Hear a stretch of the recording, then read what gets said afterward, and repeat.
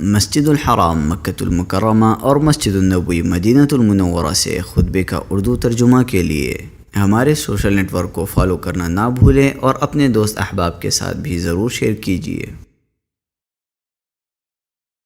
خطبہ جمعہ مسجد نبوی شریف بتاریخ 2 جمادی آخرہ 1445 ہجری بمطابق 15 دسمبر 2023 بعنوان آزمائشوں اور امتحانوں میں ابراہیم علیہ السلام کی ثابت قدمی۔ خطیب فضیلۃ الشیخ ڈاکٹر عبد المحسن القاسم حفظہ اللہ۔ ترجمہ بآواز عطاء اللہ بن عبد المجید۔ یقیناً تمام تعریفیں اللہ تعالیٰ کے لیے ہیں، ہم اس کی حمد بجا لاتے ہیں، اسی سے مدد مانگتے ہیں اور اسی سے بخشش طلب کرتے ہیں۔ ہم اپنے نفس کی برائیوں اور برے اعمال سے اللہ تعالیٰ کی پناہ چاہتے ہیں۔ جس شخص کو اللہ تعالیٰ ہدایت دے اسے کوئی گمراہ نہیں کر سکتا، اور جسے وہ گمراہ کر دے اسے کوئی ہدایت نہیں دے سکتا۔ اور میں گواہی دیتا ہوں کہ اللہ تعالیٰ کے سوا کوئی سچا معبود نہیں، وہ تنہا ہے، اس کا کوئی شریک نہیں۔ اور میں گواہی دیتا ہوں کہ ہمارے نبی محمد صلی اللہ علیہ وسلم اس کے بندے اور رسول ہیں۔ بہت زیادہ درود و سلام نازل ہوں آپ پر، آپ کے آل پر اور صحابہ کرام پر۔ حمد و صلات کے بعد اللہ تعالیٰ کے بندو، اللہ تعالیٰ سے ڈرو جس طرح اس سے ڈرنے کا حق ہے، اور خلوت و سرگوشی ہر حال میں اس کی نگرانی کا احساس اپنے دل میں قائم رکھو۔ مسلمانوں، اللہ تعالیٰ نے مخلوق کو زمین میں ایک دوسرے کا جانشین بنایا ہے، ان میں سے بعض کو درجات میں بلندی عطا فرمائی ہے، اور مطلق طور پر سب سے اونچا رتبہ و مقام رسولوں اور پیغمبروں کا ہے۔ وہ اللہ تعالیٰ کے ان برگزیدہ بندوں میں سے ہیں جن کا ذکر خیر اور تعریف اس نے تمام جہان والوں میں عام کر دیا ہے، جنہیں اپنی وحی کے لیے مختص کیا ہے اور اپنی رسالت و شریعت کا انہیں امین قرار دیا ہے۔ انبیاء کرام جیسی ان بڑی بڑی شخصیات میں بھی اللہ تعالیٰ نے تفاضل و مفاضلت کو رکھا ہے۔ ان میں سے افضل ترین شخصیت ہمارے نبی محمد صلی اللہ علیہ وسلم ہے، پھر ابراہیم علیہ السلام ہے۔ اللہ تعالیٰ نے اپنی کتاب میں ابراہیم علیہ السلام کے واقعات کا بکثرت تذکرہ کیا ہے، ان کے بچپن سے لے کر آخرت میں ان کے ٹھکانے تک کا ذکر کر دیا ہے۔ ان کے پروردگار نے پوری کائنات میں سے انہیں چنا اور منتخب کیا ہے، جیسا کہ ارشاد باری تعالیٰ ہے، بے شک ہم نے ابراہیم کو دنیا میں اپنے کام کے لیے چن لیا۔ اللہ تعالیٰ نے اپنے فضل و احسان سے چھوٹی ہی عمر میں انہیں دانشمندانہ سوچ اور عقل سلیم سے نواز دیا تھا، جیسا کہ ارشاد باری تعالیٰ ہے، اور اس سے بھی پہلے ہم نے ابراہیم کو ہوش مندی بخشی تھی۔ اللہ تعالیٰ نے انہیں مطیع و فرما بردار ہونے کا حکم ارشاد فرمایا تو بغیر سوچے سمجھے فوراً انہوں نے سر تسلیم خم کر دیا، جیسا کہ ارشاد باری تعالیٰ ہے، جب انہیں ان کے پروردگار نے فرمایا کہ فرما بردار بن جاؤ تو انہوں نے فوراً کہا میں جہانوں کے پروردگار کا فرما بردار بن گیا ہوں۔ اللہ تعالیٰ نے ان کے لیے رتبہ صدیقیت و نبوت کو ایک ساتھ جمع کر دیا ہے، چنانچہ انہوں نے اپنے قول و اعتقاد سے تصدیق بھی کی اور اپنے عمل سے اسے ثابت بھی کر کے دکھایا، جیسا کہ ارشاد باری تعالیٰ ہے، اور اس کتاب میں سیدنا ابراہیم کا قصہ بیان کیجیے، بلا شبہ وہ راست باز انسان اور ایک نبی تھے۔ ان کا دل شرک، شکوک و شبہات، حسد و بغض، نقائص اور آفتوں سے بالکل پاک صاف تھا، جیسا کہ ارشاد باری تعالیٰ ہے، جب وہ اپنے رب کے حضور قلب سلیم لے کر آئے، اللہ تعالیٰ کی جانب متوجہ ہوئے، اس کے لیے توحید کو خالص کیے، اس کے سوا ہر معبود سے اظہار برات کیا، جیسا کہ ارشاد باری تعالیٰ ہے، بے شک میں نے اپنا چہرہ اس کی طرف متوجہ کر لیا ہے جس نے آسمان و زمین کو پیدا کیا، ایک اللہ کی طرف ہو کر، اور میں مشرکوں میں سے نہیں ہوں۔ وہ بے حد عبادت گزار تھے، اطاعت الہیہ پر ہمیشگی اختیار کرنے والے اور اللہ کے لیے خشوع اختیار کرنے والے تھے، جیسا کہ ارشاد باری تعالیٰ ہے، بلا شبہ ابراہیم اپنی ذات میں ایک امت تھے، اللہ کے فرمانبردار اور یکسو رہنے والے تھے۔ انہوں نے ایسی سرزمین میں پرورش پائی جہاں ان کے سوا کوئی مسلمان ہی نہ تھا، پھر ان کی بیوی سارا ان کے نقش قدم پر چلنے لگی، جیسا کہ نبی صلی اللہ علیہ وسلم نے فرمایا کہ ابراہیم علیہ السلام نے اپنی بیوی سے کہا، اللہ کی قسم اس روئے زمین پر میرے اور تیرے سوا کوئی مومن نہیں ہے۔ اسے بخاری نے روایت کیا ہے۔ ان کی قوم میں کچھ بتوں کے پجاری تو کچھ